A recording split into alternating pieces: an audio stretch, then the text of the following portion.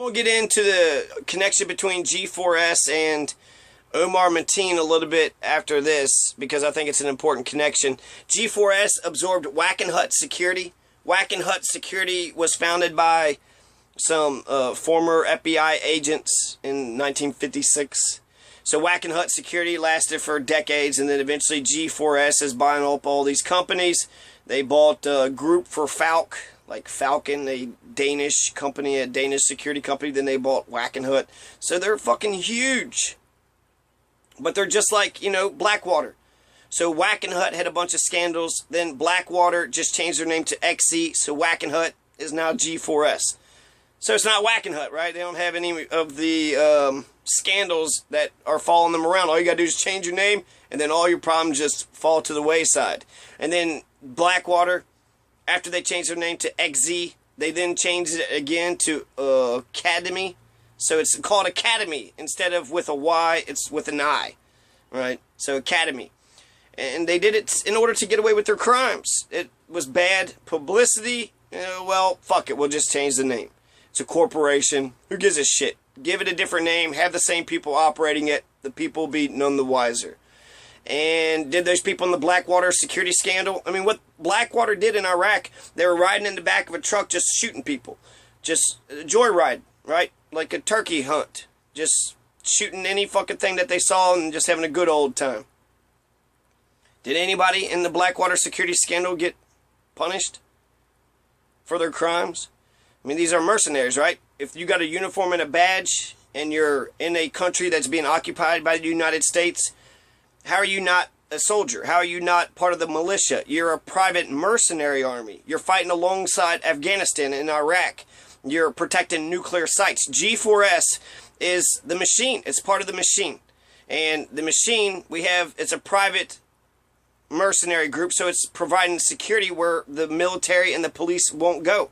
And so since the military and the police aren't going in these spots, then they're hiring these private security guards who, every once in a while, they might, rape some poor kid in a Florida juvenile detention center, or beat up some Palestinian kid, or accidentally hire an Omar Mateen who goes ballistic and goes postal and just kills 49 Hispanic gay people in a nightclub. So I don't know if anybody in the Blackwater security scandal got punished. I'm not sure how Blackwater or Academy's current stock is doing. If they're doing well, that pisses me the fuck off. But overall, this point is, I'm wondering, could Omar Mateen get the love and affection he needed from his mother and or wife and or brothers, sisters, cousins, friends, co-workers, neighbors, anybody that was in his life, in his circle?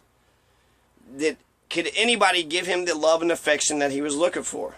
My suspicions are no. And since he couldn't, this is why he did that.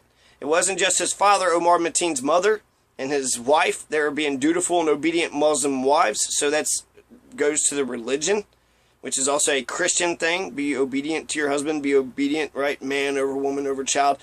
In the Catholic religion, it's the Pope, the bishops, the priest, the man, woman, child.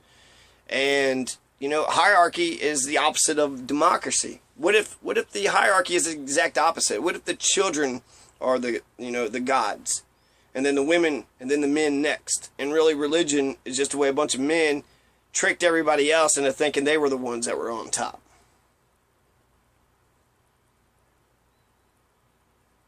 So, if he started to talk about his bisexuality or his homosexuality, his mother, his wife probably wouldn't have been able to understand or articulate his feelings, nor would they empathize, nor would they give a damn. They would be judgmental. They'd be homophobic pieces of shit. They would have spewed their homophobic hatred just as much as the father would have. So out of ignorance, out of being brainwashed, out of fear for her husband, fear of her religious brainwashing, apostasy, whatever you want to say, the wife of Omar and his mother and anybody else in his circles, so men, women, co-workers, friends, family, anybody that was around Omar Mateen, they would have been just as big of an intolerant, judgmental asshole, just like Omar Mateen's father was. And so what is a person supposed to do when the parents are dickheads And the social club, the religion that you're a part of, is a homophobic religious cult, and nobody understands you. The only thing that could have got through to him is a good friend who truly cared about Omar Mateen's best interest, and for Omar Mateen to break away from tradition, from family, from parents, and from religion. He had to break away, just like a Band-Aid, just whoosh, rip it off. Totally rip yourself away from that bullshit and begin anew, start anew. Because they're sick, they're toxic. So you have to pull them away from that, what is toxic, and then they'll have to start to re-heal themselves. In the meantime, they're stuck in this war capitalistic society. And so you have to survive and get a job and listen to some asshole boss who don't give a fuck and probably are homophobic pieces of shit anyways. So it's not just the wife and the mother that should be blamed. It's not just his father, but anybody that Omar reached out to. But they decide to be stuck-up, snobby, elitist, arrogant, self-centered, and selfish Abercrombie and Fitch dickheads. Omar tried to appeal to his security guard asshole buddies with his racism. He was trying to find friendship, but unfortunately, they weren't impressed. White supremacists are complete psychopaths to begin with. They already hate themselves, so there's no way you can oppress them. You cannot impress a white supremacist. Their daddy done beat their fucking brains in. They don't care about anybody. They hate themselves, and that's why they hate black folks. Assholes come in every race, sex, creed, and size, black, white, straight, gay, male, female. So in general, we need less assholes. We're also a nation at war. Murder is wrong.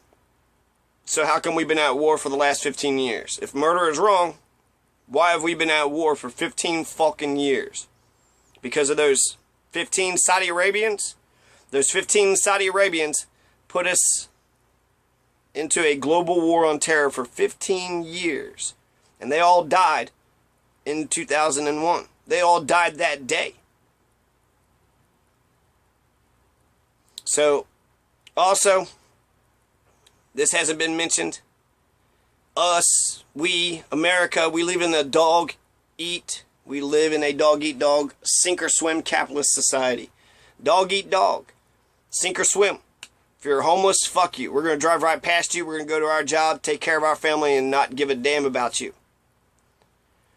And if you happen to get, exposure and you get frozen to death, we won't care. Now, if the Dow drops a few points, we'll be like, hey, what's up with the stock market? But if a homeless person dies of exposure, then we're like, oh, wait a second.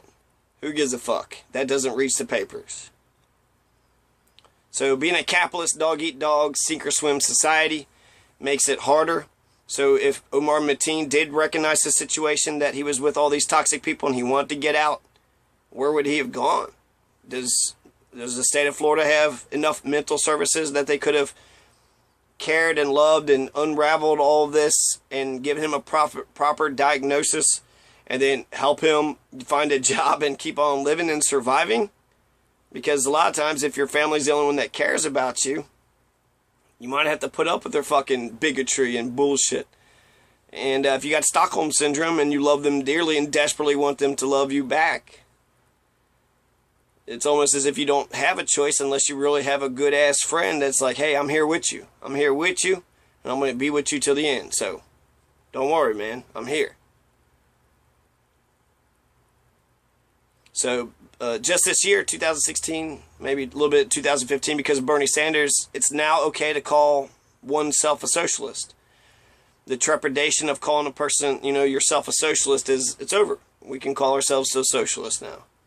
But before 2016, the United States was unabashedly, unequivocally, unapologetically capitalist and nothing else. Social Security was, oh, that's socialism, watch out. We have roads, public schools, so we got socialistic elements. But no, we're kind of a mixed society, but we are not allowed to say socialism. It was a cuss word. So, unfortunately, capitalism forgets the society. Capitalism doesn't solve poverty, homelessness, nor pollution. Socialism has its issues too. Socialism forgets the individual. So we can't just have only socialism, and we can't have just only capitalism. Capitalism forgets the society. Socialism forgets the individual. So we need both. We need a synthesis of both. We need capitalism to get our competitive individual strengths to, boost our competitive individual strengths, and we need socialism to make sure that we as a society are prospering and we are doing well. We need a mixed society. So, John Masters, Bronson, Kentucky, Pulaski County. Peace.